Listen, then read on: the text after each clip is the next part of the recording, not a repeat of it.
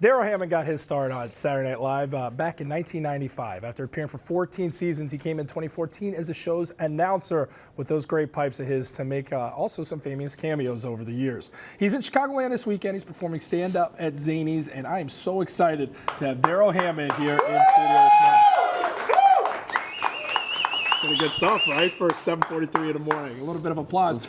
So I want to get to your time when you were a mainstay on the show as a player, but the announcer side is really cool too. What's that like, that transition? Well, you know, they wanted someone to do Don Pardo, but don't be Don Pardo. That was what big shoes to fill. I know. Well, that's what they said. They said we want someone to be Don Pardo, but it's not Don Pardo.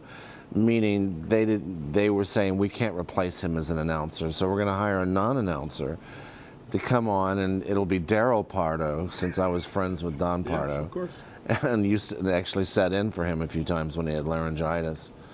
And we made up this voice, but you see in the vowels, like featuring, you know, we're paying, it's an homage to him, and it was always meant to be that way, you know.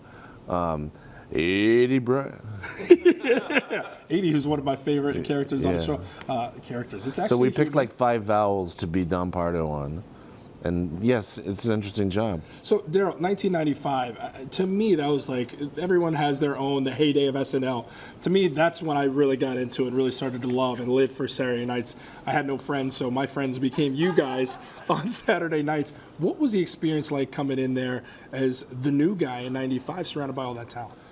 Well, you know, it was so scary, and I didn't know what I was doing. You know, I mean, halfway through the season, I was pretty sure I was going to get cut. I didn't think I'd been on. Does everybody live in that fear with Lauren? Like, we've had a few people on that were key players at Saturday Night Live, and everybody always says, I didn't know if I was good. I didn't know if I was bad. It's like you live in a gray area. Well, it isn't necessarily Lauren. It's the system he's designed to get a show on live for 90 minutes, you know, every Saturday night.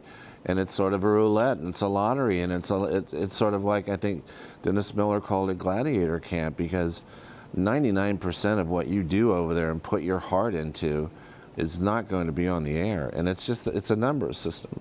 So after a while, you're like, you know, I haven't done very well, and I was mid-season.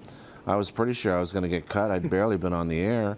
And then Dana Carvey did the show, and for whatever reason, it was just one of those times where the guy takes me under his wing and he shows me how to do the system. Oh, and then 14 years go by and you were rocked out. At that time, the longest tenured player on the show. Yeah. Till this guy Keenan came and messed everything up with that and the impersonation. Yeah.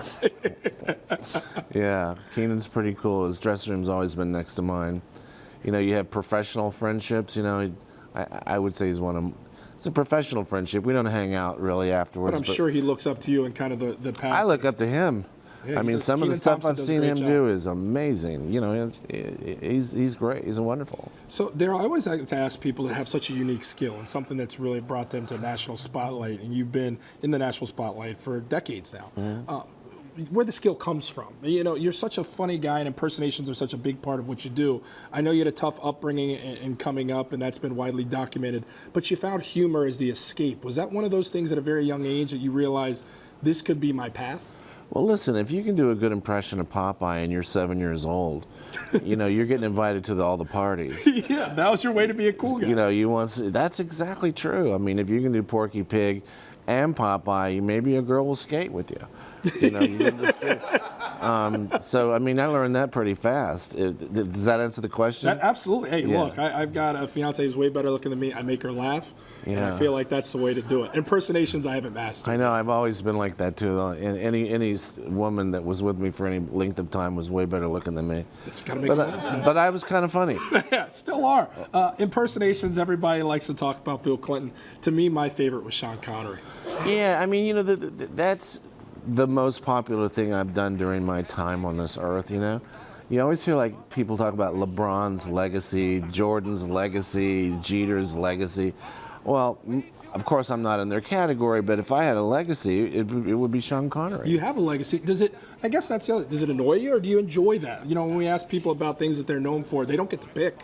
Is that something that you're excited about? You look back and say, I'm glad that that's the trademark and the legacy. I was walking down, what street is Zanies on? Zany's on Wells. I was walking down Wall Street, a waiter walks out of a restaurant last night. He goes, "Hey, buddy, you rock." I went, "Hey." I was like, maybe that's what I've been waiting for my whole life. You made it, man. You know, someone to walk out of a restaurant. Speaking of the Sean Connery thing, I was in San Francisco once, and a guy came out of a restaurant, and he goes, "Moo," and I go, what is moo? And he goes, "That's the sound your mother makes."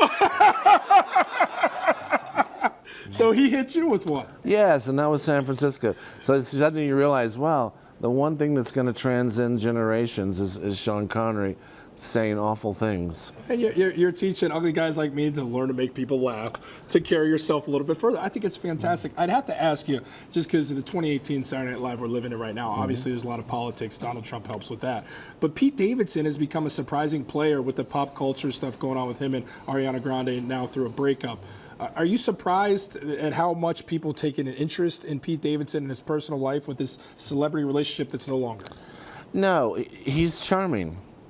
He's a charming guy, and he's funny. So no, I'm not surprised at all. I mean, I don't know what the personal life is like. I've never dated a pop star or anything like that. Hey, we got that in common, my friend. But I mean, I've known him for a couple of years, and I like him. I like him a lot. He's a really cool guy, and he's funny. You know, that transmits. I mean, that started sort of with the Adam Sandler era when, here we had a guy that wasn't just funny, he was charming. Jimmy Fallon wasn't just funny, he was charming. It's very true. You know what I'm saying? And Davidson has that too. He's got that little sunshine thing going.